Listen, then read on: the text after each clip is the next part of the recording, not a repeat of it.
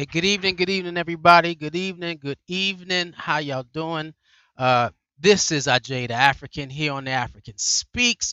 We here where we focus on the rise of the African within you, our social media Pan-African movement, where we are bringing as many conscious, melanated folk in the circle as possible so that we can change the planet in which we are assigned to at this moment.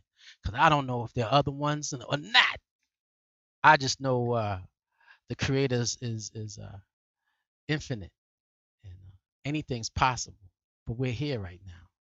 And so let's talk about that. Our conversations have been going on for a while, and this has been focusing on the power of the divine self.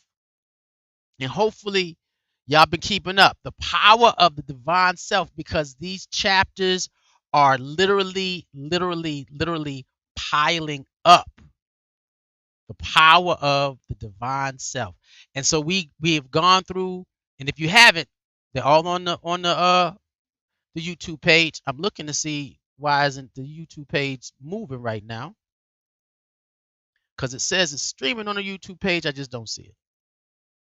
So we're always live. Yep, we good. We good. There we go. And so, chapter 1, understanding the source. We have been in the beginning breaking this down, because when I dived into this, I sat down and said this can't be simple. And so I would ask you to go take a look at it, because I refer to these on a regular basis. So to play catch up, if you have any questions, yeah, hit me up, man. Y'all know my Facebook page. You know the website, worldofkibaland.org. Call me.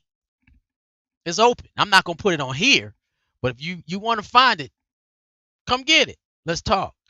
I have a friend, Ebony, One Love Ebony, New York. I think she lives in New Jersey now, and she was like, I think I want to do a show.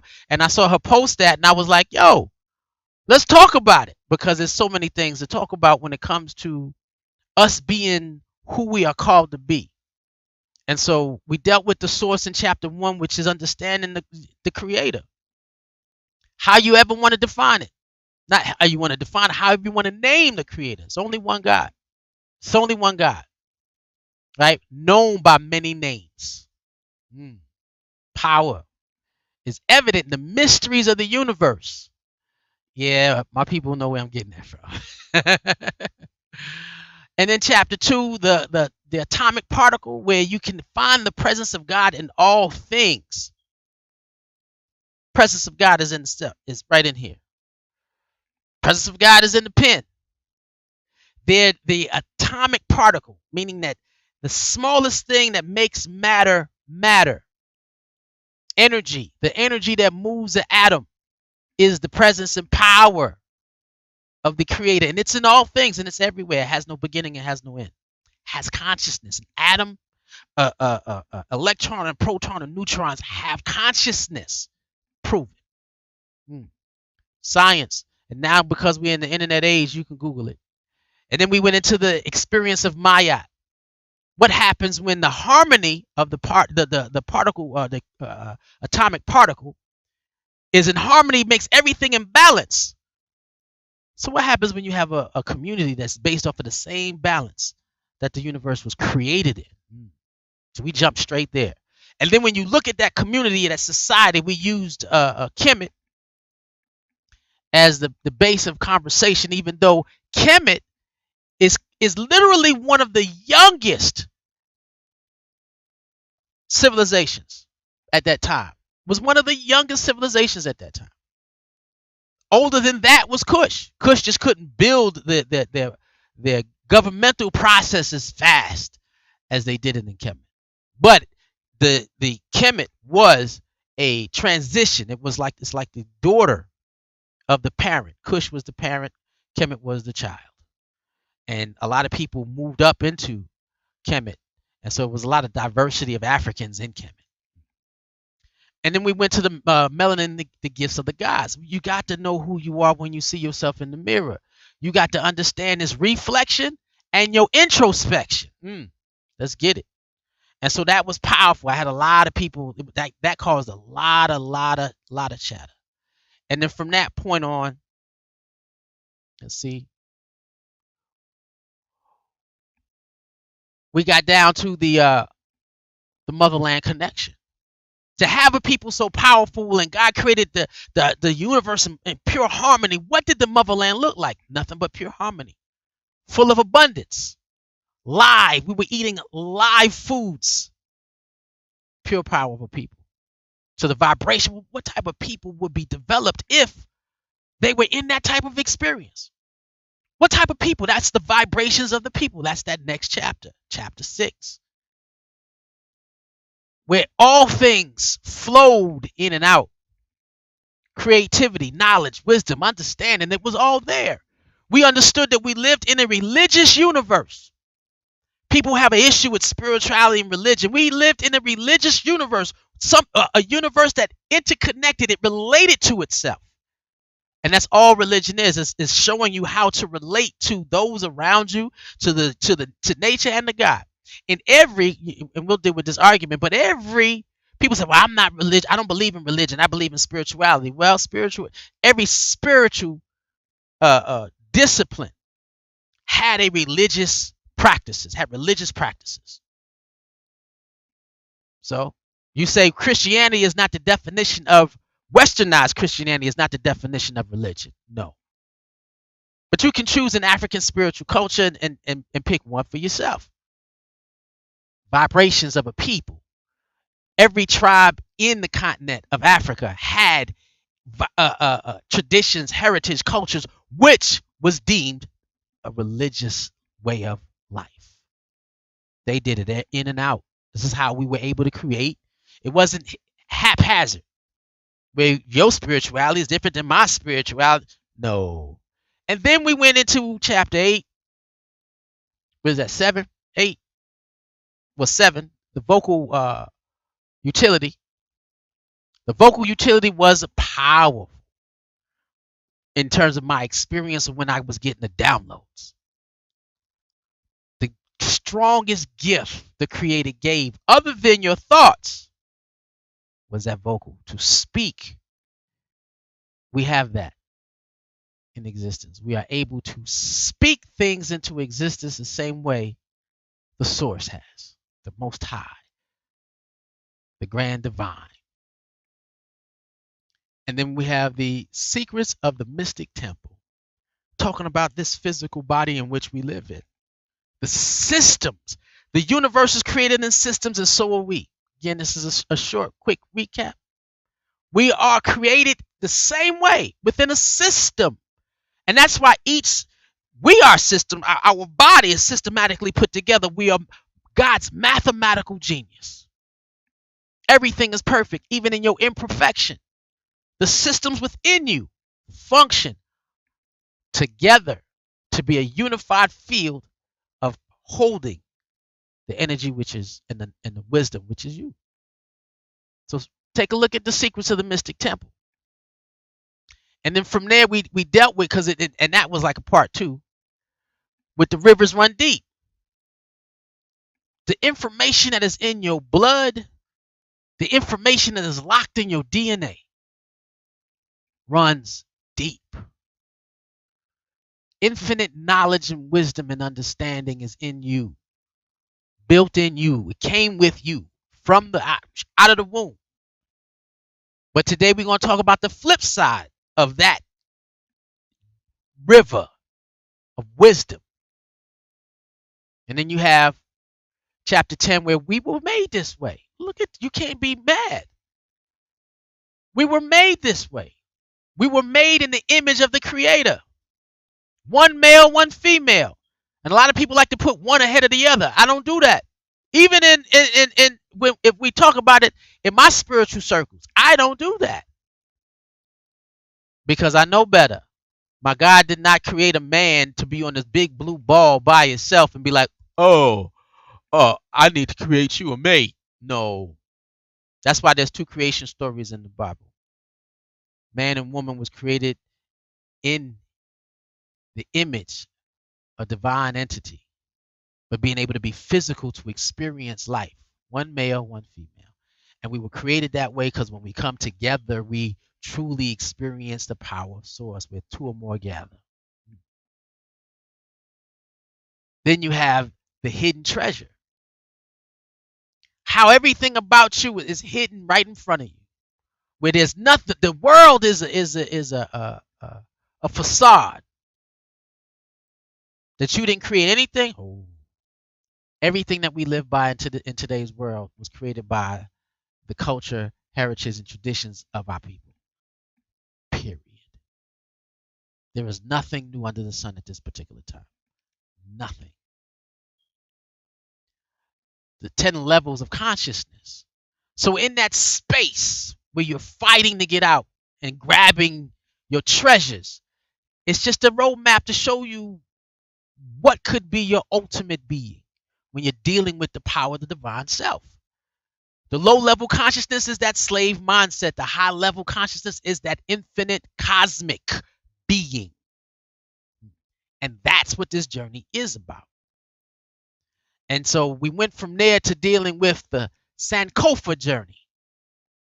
To get to those levels of consciousness, you got to go back and reach back to for what was, to understand what is, and to start given visions of where you're supposed to be doing. We're supposed to remember why we're here.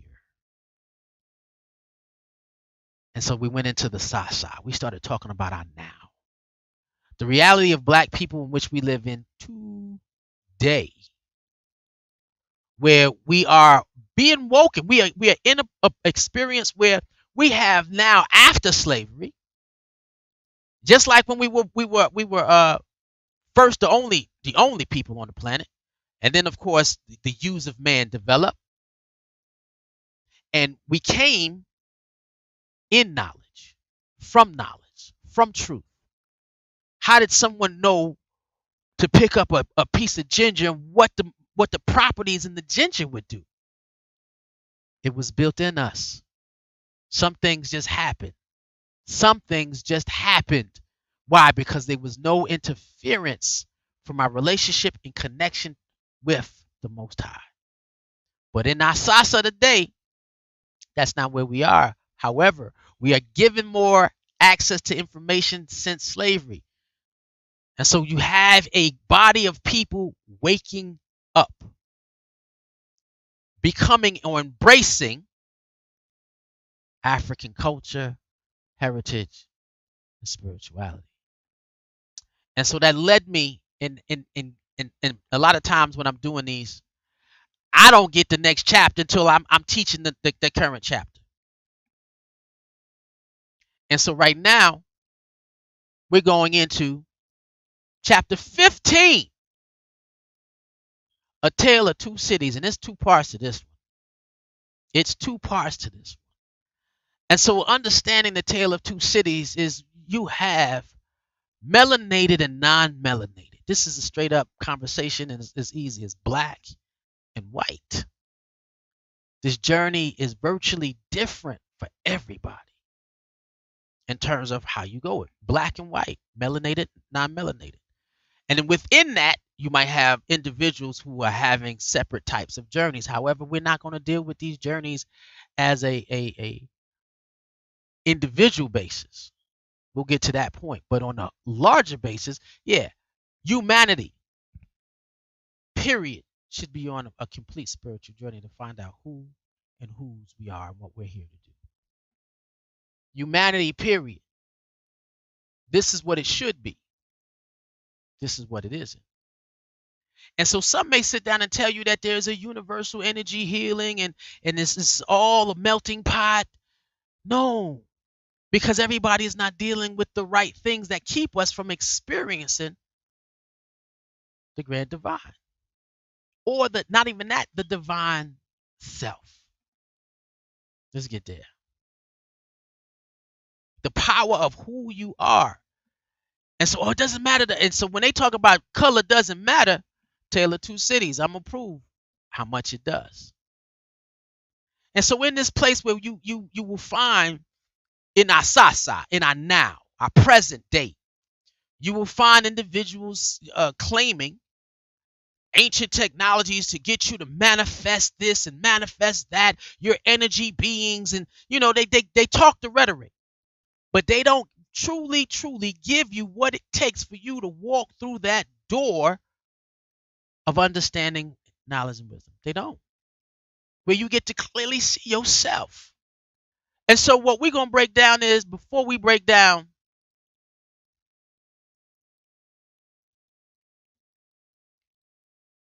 the black side of life, we're going to take a look at the white.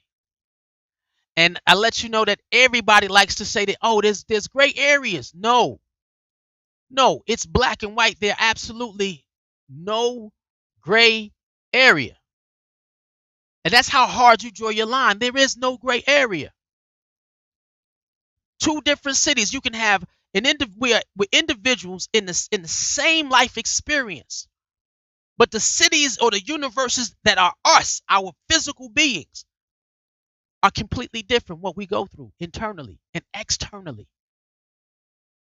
And so when you sit down and you realize that there are no gray areas, there's a part at a crossroads. The melanated people go left. Well, we're going to say the melanated people have to walk right, while the non-melanated took the left turn. When trying to get to the experience of being the fullness of who you're called to be. So this is not about this journey when you take it and people taking it and they talk about what they're doing for them. This journey is not about the individual. This journey is not, I'll say it again, because a lot of people sit down and be like, I'm good. That's European. This journey is about a global identity.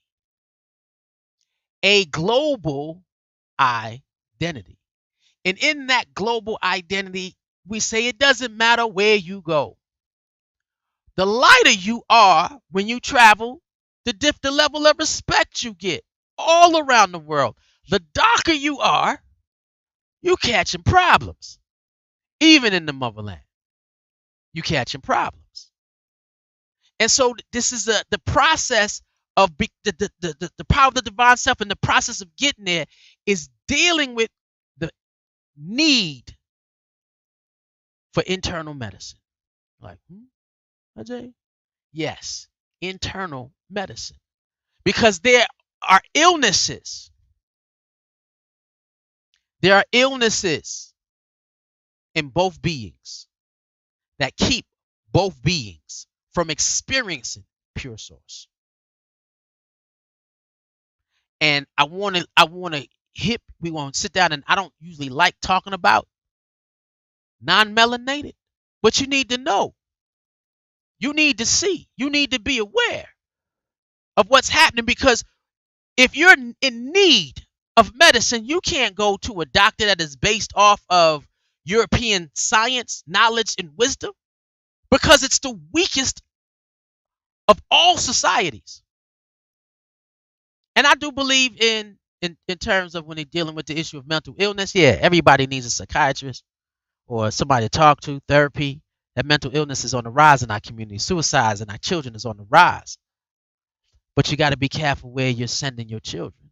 You got to be careful on who you're sitting with. If they don't think like you and understand who you are, all they're going to do is give you the wrong medicine and equip you only to live in the world that is always broken up in two cities, the black and white. There's always that line. And then you have, of course, the mixed neighborhoods. But it's still black and white. Just because you can afford to go there don't mean they see you as equal. Well, if the person can financially afford it, let me leave them alone. Or they can have it. Because you're not changing all the neighborhoods. You're in the same city, but you're having two drastically different situations, because each individual is functioning from their own level of illness. And so within the society in which you live in, when we take a look at their hood, we got to dig out what's in them. So if you're sitting down and saying it doesn't matter, and I found myself in a deep conversation with a brother that, not too long ago, it doesn't matter. History and culture, it doesn't matter. Yeah, it does. Why are the non-melanated so aggressive? Why are they so angry and violent? Why do they have to steal resources all over the world? It is a trauma built and locked in their DNA. And I'm explaining this to you because I don't want you fighting to be accepted. When somebody is functioning from the deepest, darkest trauma, we didn't come out of the, now I say we, they didn't come out of the experience of the motherland connection. The vibration of a people that comes from the experience of the motherland, it didn't happen. When the migration of humanity started, you can sit down and say you have, if you have and this is again because we have 9 extra DNA strands. We have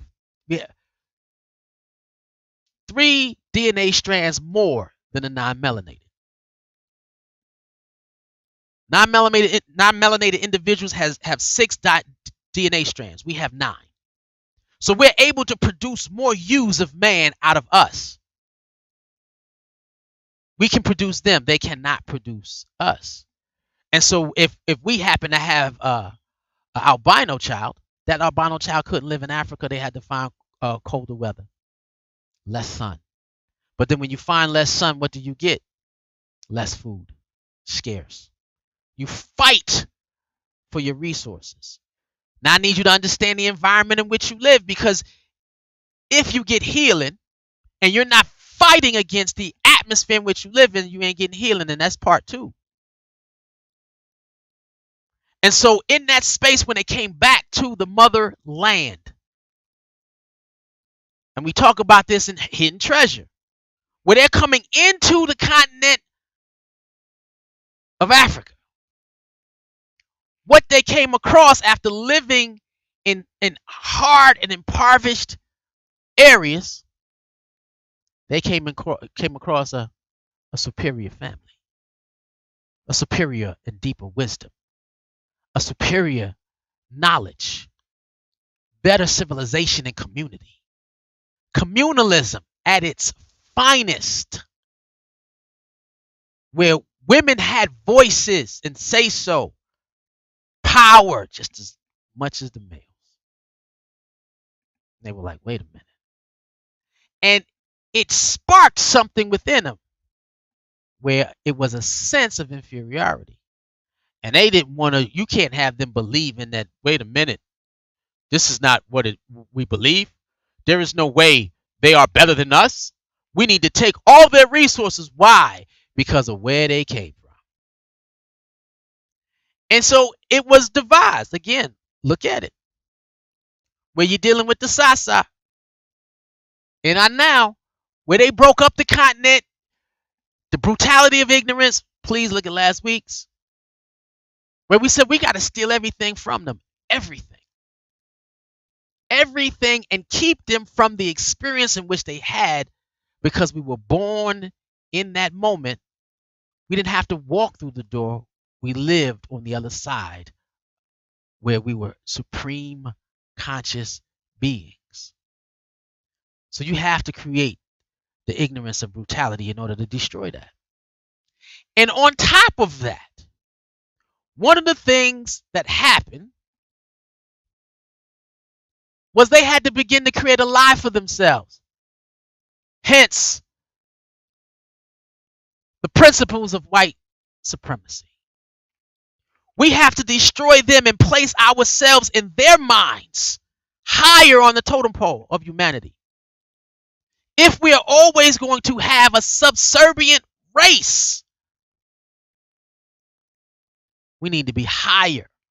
So they created the falsehood of white supremacy. The falsehood of white supremacy. Why? Because it was something that they needed to make sure that we would never get back to the state of who we are in the Creator. So understand this. And the reason why we explain this is so that you understand that when we start talking about what we have to fight through in part 2, you understand what you're fighting against. This is not something that you can take a break on. Because the concept of white supremacy is not a local situation, it's a global situation. It's everywhere we go. And to have now in our Sasa, where you have these false gurus of ancient wisdom, where we're going to help you visualize and create and become the most powerful self, they're not telling you it's information that they stole from your ancestors. Why? Because they need to maintain global white supremacy. Russia's saying, look, we white, you white, stay out of our fight. We're going to take over those white people over there. We're going to control their resources. Putin is like, you know what? Let me help him turn black people against him. Y'all keep playing with me. I'm gonna release truth. But one thing they're not gonna do is no country is giving up their supremacy or their concepts of supremacy or even sit down and say. And if they believe it, their issue is we don't. So when you sitting down and you meditating with your non-melanated brothers, realize one thing: they're not going to even attempt to deconstruct the power system in which they are a part of. So they can sit next to you and meditate all day, but they will not deconstruct the power system. Give them back the understanding of who they are and place them in the sight of the Creator where they're supposed to be. Now, what person is going to do that for you? Nobody. So when you're looking for your divine self or the power of who you are, you got to fight. Why? Because they've been telling lies about themselves so much, they believe their own conversation. You can't argue with someone who believes their lies are truth. You can't argue. You can't fight with it. You can't reason with it. So why do you? Why do you sit down and even in your state of consciousness, why do you not fight to build for yourself? All you do is you become more African. And you become what? Still non-violent, not building, capitalistic, getting rich, and still not destroying or deconstructing the society or building one for yourself. So we live in a state of their own ignorance. Yes. In the tale of two cities, it is not the fact that the non-melanated aren't sick. They're definitely sick. But in their psychological, mental, emotional, and spiritual sickness, they are in control of all the institutions that govern their lives. That's what their sickness does for them. Their sickness allows them to have global control over everybody else's life. And so I've been a part of a lot of, conversations with multiple different spiritual disciplines. And nobody talks about the sickness of the society and why is that way and have a process to change that, except one group or two. I'll say two. And so what you're dealing with is inside your own self. The sense of white privilege. Now, white folks believe that they are the superior, and there is an unconscious sense of white privilege. I was watching something before on YouTube, and after George Floyd, and his brother said, y'all killed the wrong son. Literally. He said, now, let's get this. He said, I'm a white, heterosexual male. Those three things. When I say white, heterosexual male, he said, if that don't say privilege to you, I don't know what is. And they know it. I'm taking my privilege and I'm instilling it into your own thinking. I deem you inferior. Not the fact that you are. I declare it. DBI, the Declaration of Black Inferiority. I deem you inferior. And I call me superior. They're using their voice utility to claim something that is completely false. What do you use yours for? We're going to talk about that because that's part two, because I didn't want to stay on here all night. What are you using yours for? When you deal with the issue of, do you even understand or know your levels of white privilege inside your mind? How much privilege you give the non-melanated genotype? The lighter you get, the whiter you get, the righter you get. How long, how much are you doing that? Traveling and smoozing and not building and creating. That's something. And so when we take a look at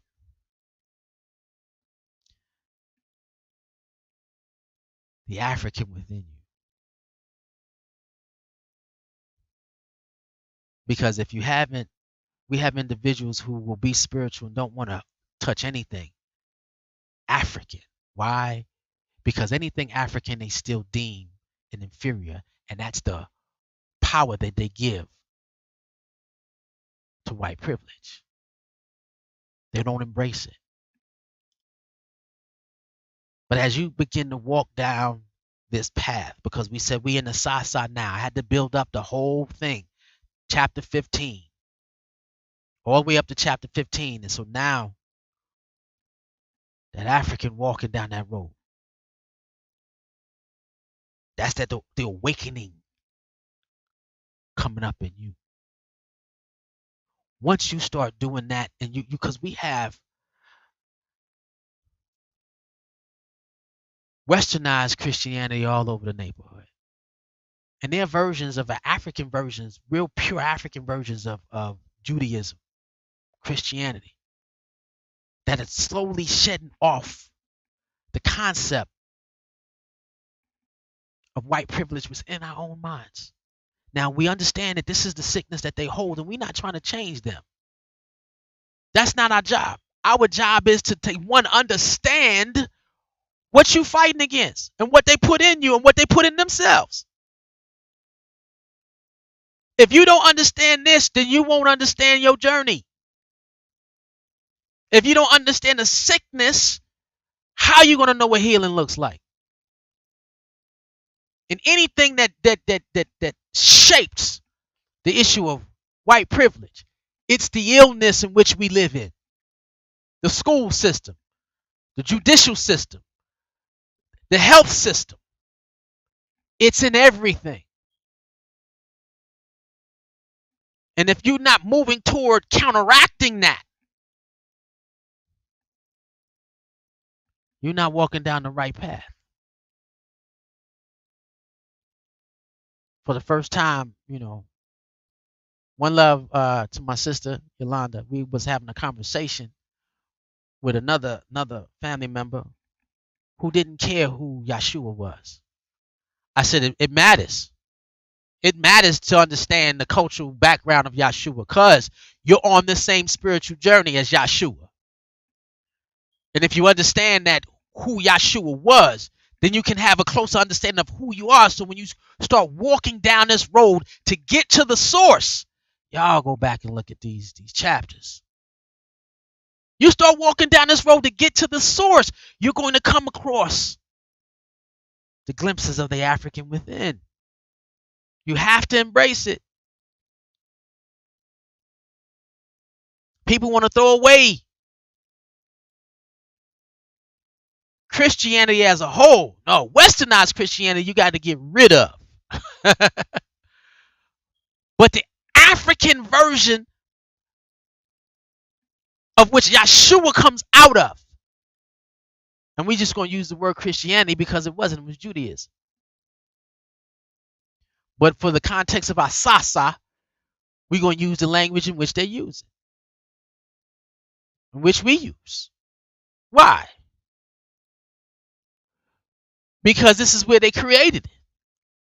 Then Romans then was expressing, they were developing their sickness. And so you got to know when you walk down this road, it's different. It ain't easy. And to get to understanding the God in you, your path is completely different. Your battles are completely different. Your inner wars are completely different. What you're reaching for, completely different. And if you don't understand what broke you to the point where you can't see, hear, feel, or experience the divine self, I don't care how hard you pray, you're not getting there. You got to walk a different path. And for me, along with, and I didn't put this up here, along with the autobiography of Malcolm X, that was the first book that opened my eyes. And then the next two I'm about to show, and I've been having books up here all day. You know, I don't normally drop the books, but these two definitely, and they were on the last one. So after the autobiography of Malcolm X, I came across these two books, and it's powerful, brother. And I said that I found my answer. Now, as my answer is evolving into a deeper spiritual consciousness, and there's gonna be some. There's another brother, a series of books that I got to purchase and read for the up and coming conversations. Powerful stuff that's going on. I sat down and said, okay, the path is different. The journey is different. What it looks like is different. It's more than just an individual finding an experience in the Most High. It is creating institutions that can govern your life, controlling food, clothes, shelter, giving you a sense of self-awareness, and then with that self-awareness, building something that counteracts the white privilege that they placed in you and the white privilege in which you live in. You got to get rid of the illness, the declaration of black inferiority turning to the acceptance of black inferiority. They put an illness in you, and that the illness in which they put in you is in them, but they use their illness to conquer the planet. So how do we become conscious yet we don't even think of global influence? And it don't mean we're conquering them, but giving humanity a better way of living. We're supposed to be the example. And so in this conversation and in this journey, we're seeking a whole new Africa. Our journey is not the same. And so how do you get to the experience where the diaspora, the African diaspora, is one family? That's the newness of where we're going. That's the understanding, not the conversation of Pan-Africanism. No, we have a lot of talk-illusion. Very few people, even in our community, a lot of people still talking, but very few people doing. Very few people doing. Why? Because that illness that is planted in you is going to work, and we're not putting in the proper medication to get it out. And so as we are looking at the tale of two cities, both cities function from a psychological, mental, emotional sickness. And whatever it takes for them to get healed, that is not going to be in my conversation. The part 2 of this is understanding the city that you are, the universe that you vibrate in. Not your own understanding, but the understanding that you are a cosmic being seeking to return to the experience of being a cosmic being on this planet so God can experience the physical life the way it's supposed to be experienced through you. And if you can get to that next week, well, my daughter graduates school. Yep. So she's coming home with a master's. I'm flying out tomorrow night to pick her up, bring her back. I'm driving across country 40 hours. Yeah. So yeah, y'all hit me up. I need gas money. And so she's coming home to prepare herself for her next level of surrender as she seeks to find what is her call in this mission of bringing this one family. Master's degree in robotics and artificial intelligence. She is walking into the future of this new Africa. And she was one of the ones that helped me understand, Daddy, there are different levels to this healing of the black mind, the consciousness of who we are.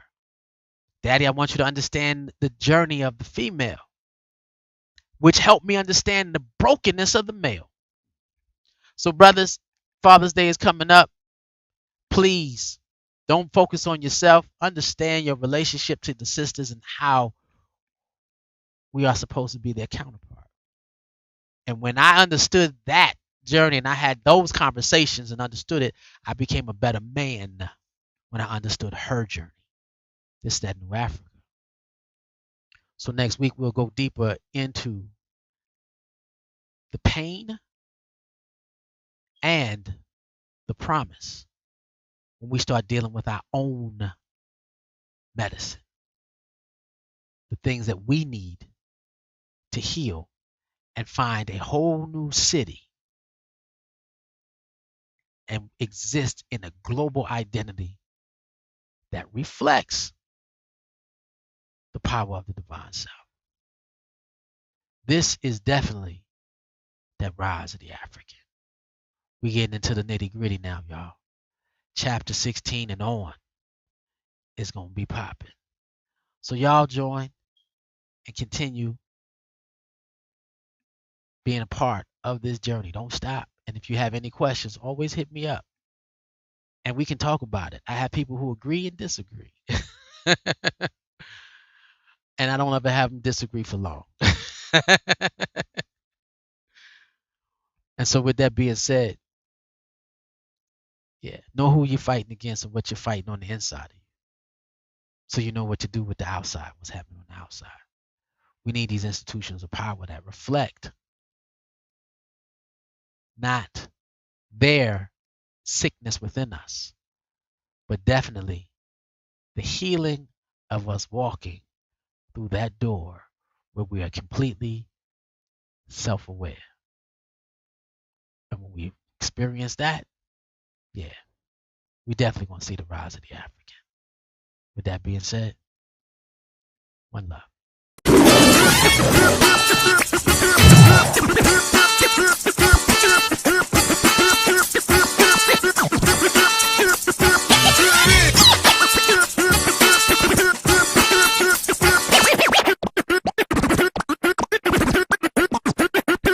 Here it is, bam, and you say